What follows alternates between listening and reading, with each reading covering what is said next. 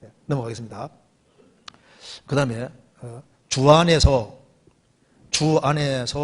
이성을 전도하는 것과 전도된 이성이 교제에 붙게 하려는 인도자의 노력은 어디까지일까요? 참 좋은 질문이잖아요. 우리가 이제 가끔 전도를 하다 보면은 형제가 이제 여자를 전도할 경우가 있고 여자가 남자를 전도할 경우가 있는데 또 이제 근데 거의 구원 잘 못 받거든요. 이렇게 하면은 못 받는데 또 예외적으로도 구원 받는 경우가 생기잖아요. 또 구원 받고 난 다음에는 이제 이성을 이제 그 구원의 길로 인도했는데 또 그 교제 가운데 붙게 하기 위해서 인도자가 어디까지 노력하는 것이 노력하는 선이 어디까지일까요? 이게 좀 좋은 질문이라고 생각할 수 있습니다. 이성 전도할 때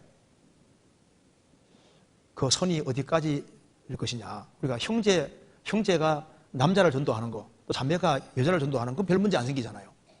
그런데 이제 이성을 전도할 경우에는 이거 참 이게 조심해야 됩니다. 왜냐하면은 이제 우리가 전도를 할 때 하나님도 역사하지만 마귀도 역사하거든요.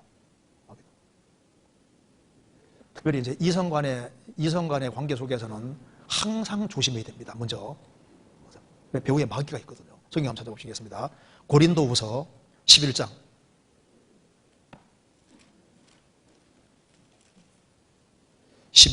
9절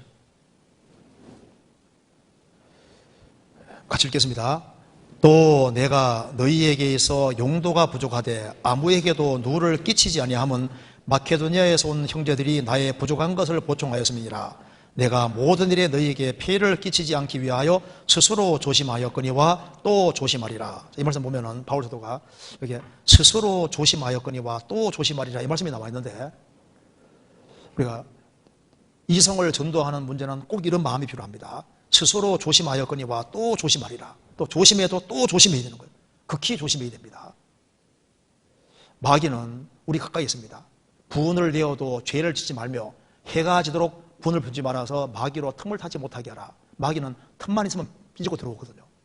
특별히 이성 간의 관계에는 마귀가 삐지고 들어오기가 아주 쉽습니다. 근데 예를 들어서 할아버지가 나이를 많이 잡수신 할아버님이 이제 젊은 이성을 전도한다. 별 문제 안 생길 거잖아요. 그죠? 그리고 이제 막 나이가 막 기력이 다한 할머니가 이제 젊은 청년을 전도한다. 별 문제 없을 겁니다. 그런 문제 별로 생길 생각이 안 들잖아요. 그런데 결혼하지 않는 청년 형제가 나이 비슷한 또래 이성을 전도한다. 그러니까 굉장히 조심해야 되는 거라고. 그렇죠? 반대인 경우도 마찬가지입니다. 그리고 결혼한 사람이 또 회사 동료라고 해서 이제 이성을 전도할 때 정말 조심해야 되는 거예요. 가정적으로 문제가 생길 수도 있습니다. 그래서 우리가 일단 이성의 관계에 대해서는 아주 일절 깨끗함으로 하라. 이 말이 맞는 겁니다. 성경에서 찾아보겠습니다. 디모데전서 5장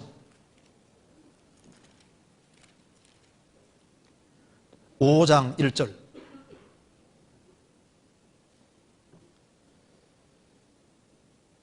늙은이를 꾸짖지 말고 권하되 아비에게 하듯 하며 젊은이를 형제에게 하듯 하고 늙은 여자를 어미에게 하듯 하며 젊은 여자를 일절 깨끗함으로 자매에게 하더라.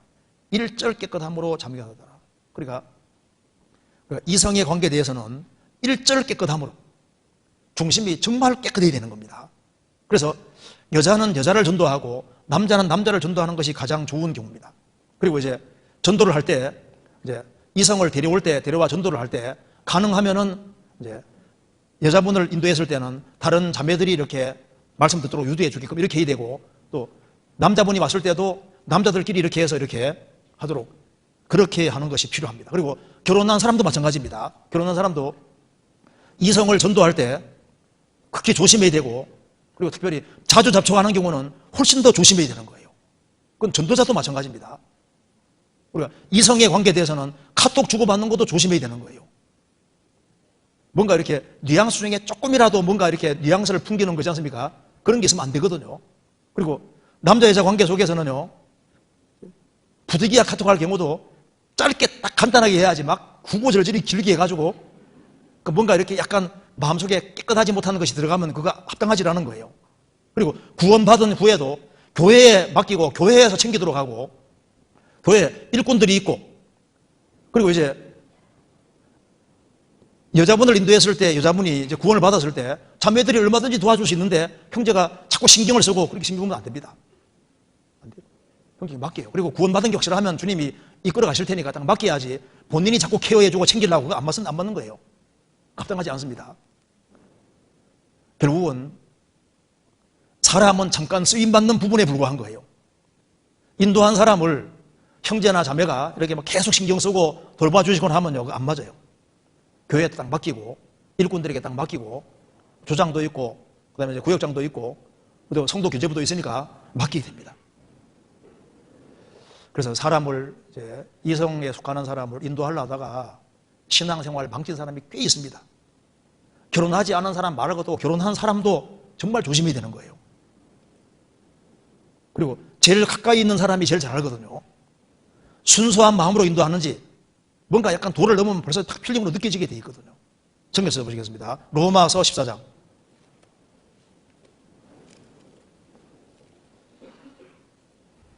15절.